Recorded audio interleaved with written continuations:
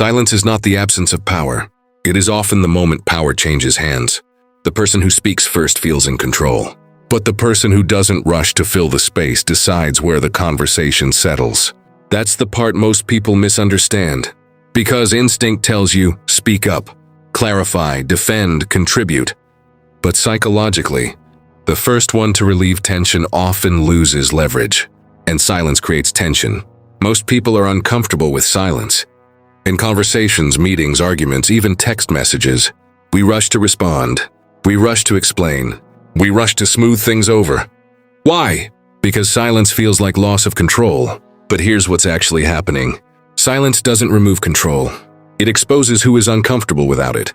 And in social dynamics, the one who can tolerate discomfort longer usually shapes the outcome. This matters in relationships, in negotiations, in professional environments, even in everyday conversations, because speaking feels like participation. But silence often determines positioning. Imagine two colleagues in a meeting. A proposal is presented. It's flawed, not disastrous, but flawed. Person A, named Brian, immediately begins explaining why it might work anyway. He clarifies assumptions. He defends minor details. He talks through possibilities. He doesn't want the room to doubt him. Person B, named Stella, says nothing. She listened. She observed reactions. She let the room sit in the uncertainty. Eventually, someone asks Stella what she thinks. She responds calmly, briefly, "I'm not convinced yet." And then she stops. Now the room leans toward Stella.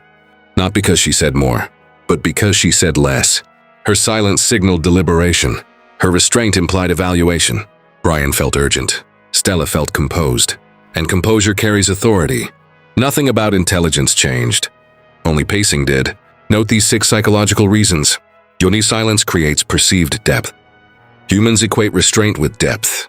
When someone speaks continuously, the brain categorizes them as expressive. When someone speaks selectively, the brain categorizes them as thoughtful. It's a shortcut. We assume that if someone isn't reacting immediately, they must be processing. Silence implies cognition, and cognition implies weight. This is why in arguments, the person who pauses before responding often appears more credible. The pause suggests control. Immediate reaction suggests emotional activation, and emotionally activated people are perceived as less stable, even when they're correct. Silence then becomes a signal, not of ignorance, but of regulation. And regulation is interpreted as strength. 3-2. Silence transfers psychological labor. When you stop talking, someone else has to, and that shift matters. Most conversations operate like this. One person feels tension. They fill it with words. The other person relaxes. But when you refuse to relieve tension, the burden transfers. Now the other person feels compelled to clarify, justify, elaborate. In negotiations, this is powerful. The first person to break silence after a number is stated often concedes something. Because silence creates internal pressure. The brain dislikes unresolved space, so it rushes to resolve it. If you can tolerate that discomfort longer than the other person, you often gain informational advantage. They reveal more. They adjust. They explain. You observe. And observation is power. Duriu silence protects your position. Words expose structure. Every sentence you speak reveals your reasoning, your emotion, your boundaries. Silence reveals almost nothing, and unpredictability creates caution. When someone can't immediately read your reaction, they hesitate. They become more careful. They second-guess assumptions. That caution elevates your presence. This is why people who overshare early often lose leverage in relationships, and those who pace their disclosure tend to be taken more seriously. It's not manipulation. It's informational control. The less others know about your internal reaction, the less they can adjust against it. Silence maintains ambiguity. Ambiguity maintains leverage. Birdie silence signals emotional independence. There's a subtle emotional layer here. Many people speak to secure validation, to confirm they're understood, to confirm they're agreed with, to confirm they're accepted. When someone can remain silent without visible anxiety, it signals something else. It signals they don't need immediate reassurance. That independence is attractive, not romantically, socially. Tells others, I'm not destabilized by this. And humans instinctively gravitate towards stability, because stability reduces collective stress. This is why calm, quiet individuals often influence louder personalities without competing with them. They don't match volume. They match gravity, and gravity doesn't shout. 5. Silence forces reflection. When you argue back immediately, the other person stays in defense mode. When you respond with silence, something different happens. The brain begins replaying what was said. Doubt creeps in. Was that too much? Did that land wrong?